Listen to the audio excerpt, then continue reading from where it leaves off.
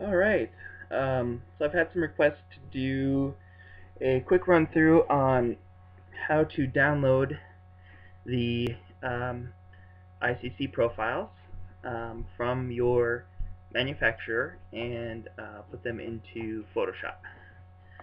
So, starting off here from with this, sorry, starting off on the website for one of my personal favorite manufacturers of photographic paper, which is Red River Paper.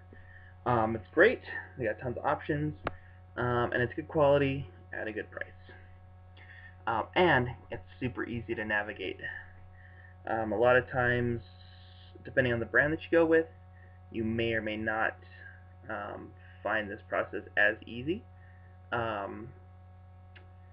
So yeah, I'm just going to go through it and we'll do it how we do it. So this site makes it super easy. Go to support and right there, bam, ICC color profiles. Oops, I think I actually missed the thing. Yeah, I think it just... Okay, sorry. It disappeared there while I was talking. And so we're going to navigate back here. Alright. So, support, ICC color profiles. And that should take us there. Again, depending on which manufacturer you go with, it's going to be a similar process, or it might not be this easy. But this is definitely one of the advantages of going for a little bit nicer photo paper. And this isn't even really that much more expensive. I mean, it's pretty comparable. Is that, okay, so they have stuff like this set up really easily for you. And this is another thing, because this is a company that just manufactures paper, as opposed to, like, you know, Canon or some other one that manufactures paper, cameras, blah blah blah. Because they just do this, they make their website super easy to navigate. So I'm going to click on Canon, because that's the printer I currently have hooked up to my computer. Find your printer, and it is the MG5320, and find my profile.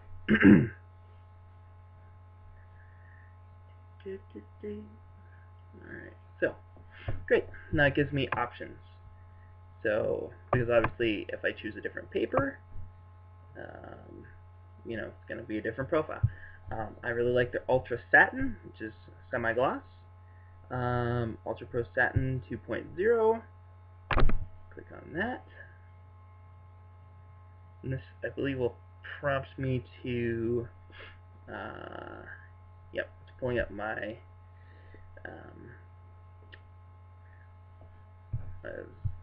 window for me to save it. I'm saving it into my downloads folder. Alright, now it's downloading it. I'm going to actually go into that folder. This is actually a zip file, because it has both the profile itself and another nice thing right here, instructions. I'm going to extract that, and yep, that's fine. It's just another folder and download. Alright, so far all the steps I've done are exactly the same for Mac or PC.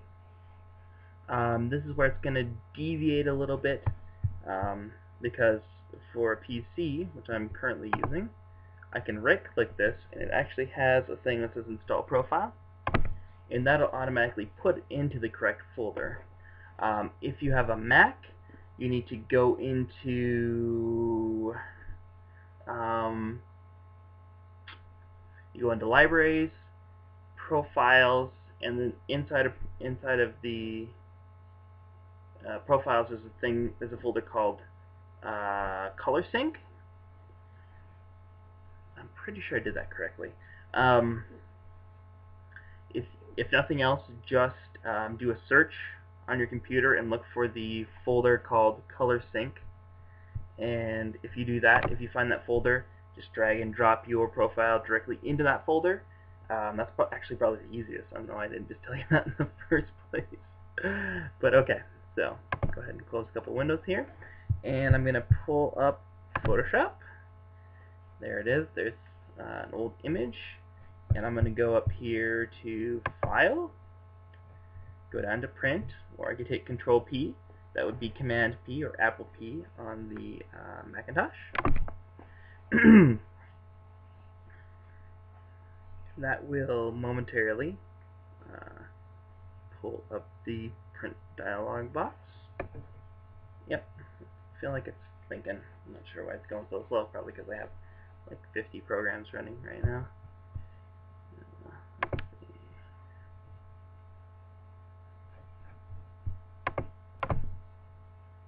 Boom, there it is. Okay, so this is another one that is going to be different depending on a few things, depending on what version of Photoshop you're running. I'm currently running CS6, about to switch over to the Adobe Cloud version. Whether you are, and it'll look different depending on what kind of printer you have. But we'll just do the basics here. Okay, so here is, you want to make sure that your printer is selected, and you want to make sure that it says Photoshop manages colors. That's very important right there.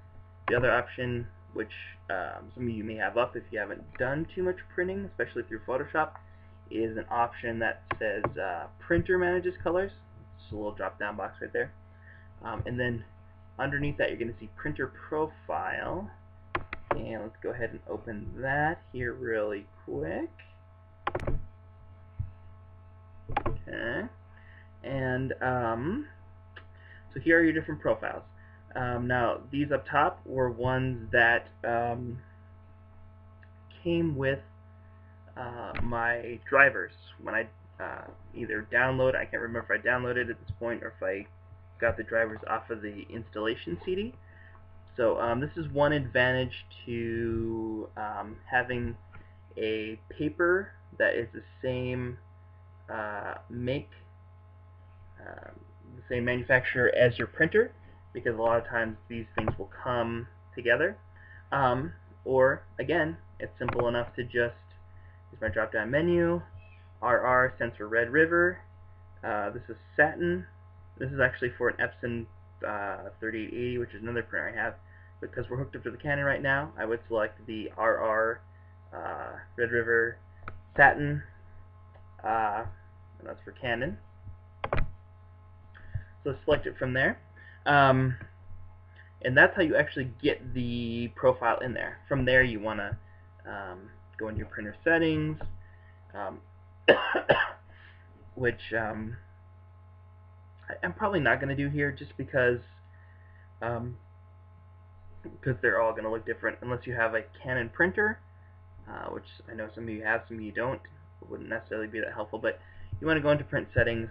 Oh, and I'm going to flip back really quickly here and show you. So under downloads, alright, and that was this one that we downloaded, the Canon one here.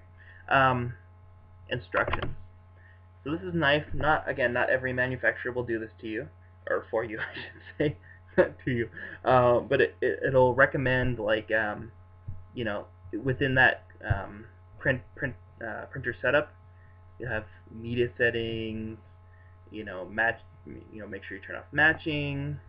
Color intensity you want to set to manual. These are all things that they recommend for their canned profile to get the best result. Because sometimes there'll be a thing on here that'll say like high speed, turn it off, because that tends to cause a color cast.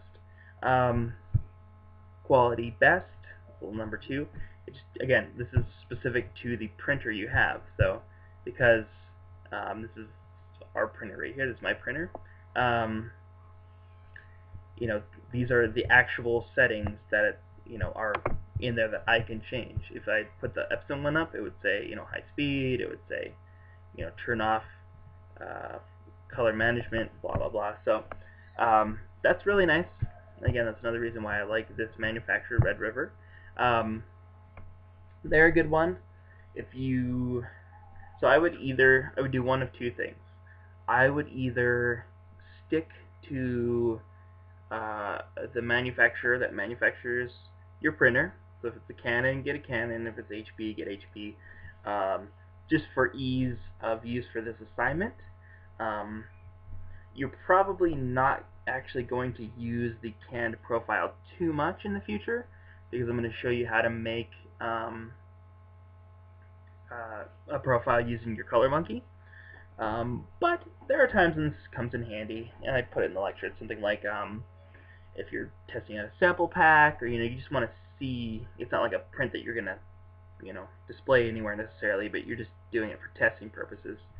These work good enough, but they come with a ton of latitude, which just means they're not really very specific. That's the nice thing about using the color monkey, is that you get something specific for your computer, for the actual, or for your printer, the actual one that you have, and what the inks and everything look like, as opposed to a canned one, which is trying to have to cover as many bases as it possibly can. So yeah, so either stick with your manufacturer, or go ahead and download something from Red River, download something from Hahnemühle. Ilford has some really nice ones, and I'll put a list of these of my recommended ones. If you have bought some papers, and this is kind of a last resort kind of thing, but if you've bought some papers, you couldn't, in your town or whatever, there was only a few kinds available, maybe the Office Max brand or the Staples brand, and you could only get those. There is one other thing that you can do. It's not ideal, but if you don't have another choice, here's what you do. You can go to one of these other settings. I would recommend, if you have like a Adobe 1998 RGB, a wide gamut RGB, whatever, this is the other way to go.